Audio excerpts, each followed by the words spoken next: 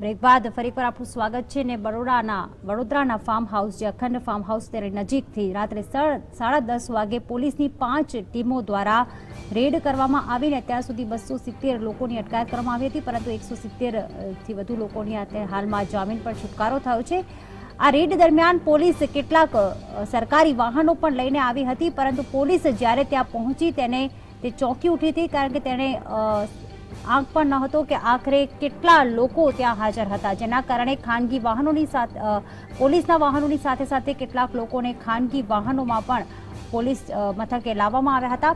મહેફલમાં પોલીસે પકડી પાડેલા દરોડામાં પકડાયેલા પૈકી મોટાભાગના ઉદ્યોગપતિઓ, વેપારીઓ સહિતની નામાંકિત હસ્તીઓ હતી। આ પાર્ટીમાં ઉદ્યોગ જગતના અગ્રણીઓ, ખાનદાની નબીરા સહિતના માલેતુજારો મહેફિલ માણી રહ્યા હતા। આઈપીએલના પૂર્વ ચેરમેન ચિરાયુ અમીન, તેમના પુત્ર ઉદ્યોગપતિ અમિત ગોરડિયા, ગીતા ગોરડિયા, બિલ્ડર રાજેશ શાહ, ઉદ્યોગપતિ રાકેશ અગ્રવાલ, અજય રાનકા સહિતના ધનાઢ્ય લોકોનો સમાવેશ થાય છે। આ પાર્ટીમાં કેટલાક વિદેશી નાગરિકો પણ સામેલ હતા। પોલીસે 2 બ્રિટિશ નાગરિકને પણ ઝડપી પાડ્યા છે અને તેમની પાસે પરમિટ છે કે નહીં તેની તપાસ પણ હાલમાં હાથ ધરવામાં આવી છે।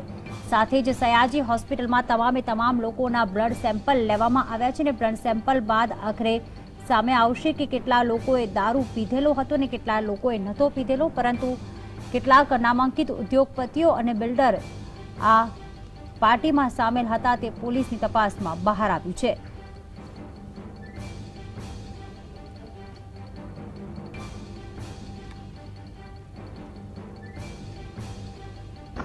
आज રેડ જ્યારે કરવામાં આવી તો લગભગ 260-265 જેટલા જે લોકો હતા, એમાં 2 બ્રિટિશ નાગરિક પણ ત્યાં હતા।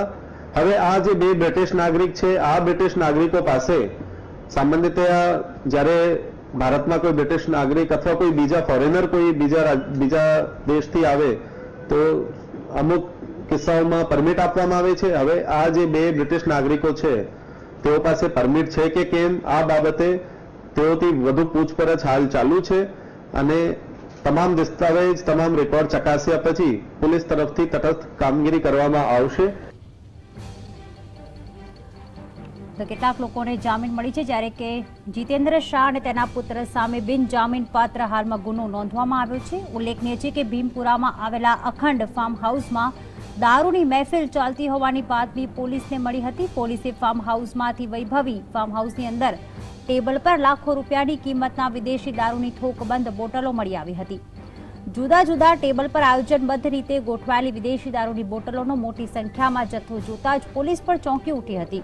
પોલીસને અંદાજો જ ન હતો કે આટલી મોટી સંખ્યામાં ધનાઢ્ય લોકો આ પાર્ટીમાં સામેલ હશે। વિદેશી દારૂની કેટલી બોટલો પેક હતી અને કેટલીક ઉપયોગમાં લેવાઈ હતી તેની તપાસ હાલમાં શરૂ કરવામાં આવી છે। સાથે જ પોલીસે કુલ 1,28,950 રૂપિયાનો દારૂ પકડ્યો છે। પોલીસે તમામ લોકોને સયાજી હોસ્પિટલ લઈ જઈને લોહીના નમૂના લીધા છે, જેનો રિપોર્ટ આવ્યા બાદ વધુ કાર્યવાહી હાથ ધરવામાં આવશે।